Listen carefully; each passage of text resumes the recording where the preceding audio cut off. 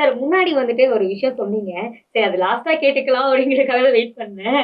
ஆ ஆனா அரசியலே அப்படியே மாறிடுச்சு அப்படின்னு ஒரு விஷயம் வந்து நீங்களே சொன்னீங்க. உண்மையா வந்து அரசியல் மாறிடுச்சு தான். பட் வந்து நெறைய விஷயங்கள் வந்து மறைமுகமா இருக்கிறது வந்துட்டு மக்கள் இப்ப வந்து யோசிக்கிறாங்க. என்னடா அப்படின்னு சொல்லிட்டு. ஜெகதீஷ் அவர்களுக்கு வந்து பர்சனல் செக்ரட்டரியா ஒரு விஷயம் வந்து குடுத்திருக்காங்க விஜய் அவர்கள். அத வந்து மறைச்சது வந்து ஒரு மக்கள் வந்து ஒரு ஏமாற்றமாவோ பார்க்குறாங்க. அது மறைச்சது வந்து தப்பா சரியாங்கிறது கூட ஒரு குழப்பமான ஒரு விஷயத்துல தான் எல்லாத்துக்கும் பார்த்துட்டு இருக்காங்க. அத பத்தி சொல்லுங்க. இல்ல ஜெகதீஷ் அவர்கள் வந்து நேத்து வந்து ஜாயின் பண்ணி இன்னைக்கு அத குடுத்து நீங்க வந்து தெரியாம இருந்தா தான் அந்த கொஸ்டின் கரெக்ட்டா இருக்கும்.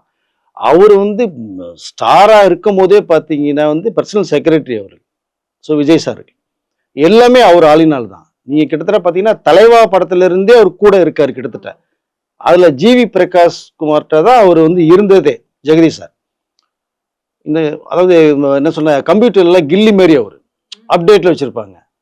அப்ப ஜிவி கிட்ட இருக்கும்போது தான் இது என்னடா லேப்டாப் கைமாவே கங்காரு குட்டிய வயித்திலே சுமந்துட்டு மாரி ஜெகதீஷ் அவர்கள் வந்து லேப்டாப் கைமா தான் இருப்பாரு. அப்ப விஜய் சார் தான் பார்த்துட்டு யார் என்னன்னு கேட்கும்போது தான் இவரு இந்த அப்டேட் வச்சிருப்போம். எனக்கு எல்லாமே அவரு தான். அவர் சொல்றதுதான் எனக்கே தெரியும்னு ஜிவி சொல்லும்போது தான் டக்குன்னு பார்த்தா நமக்கு இப்படி ஒரு நபர் தேவை. நம்பிக்கைக்குரியவரா தேவை. அப்படிங்கும்போது தான் ஜெகதீஷ் வந்து ஜிவி கிட்ட கேட்டு தான் விஜய் சாரே வாங்குனாங்க. அப்ப அதுக்கப்புறம் தான் போனேன். கிட்டத்தட்ட எத்தனை வருடங்கள் பார்த்தீங்க? தலைவா படம் எப்போ வந்தது உங்களுக்கு? அதுல இருந்து இது வரைக்குமே ஜெகதீஷ் சார் வந்து விஜய் சாரோட கூட இருக்காங்க. அவருடைய அவ்வளவு உழைப்புக்கும் முக்கியமான காரணம் ஜெகதீஷ் அவர்கள். சினிமா தொழில் வந்து டாப்ல ஹீரோ இருக்க வரைக்குமே. அரசியல் வந்ததுக்கு அப்புறம் அதுதான். அவங்க கூடவே தான் இருப்பாங்க. வேன்ல போவாங்க, கூட இருப்பாங்க, கார்ல போவாங்க.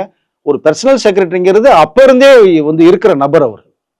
ஜெகதீஷ் சார். அதனால இப்பதான் புதுசா வந்தது மாதிரி வந்து இதை ஃபோக்கஸ் பண்ணலாமே தவிர அது நிஜம் இல்லை.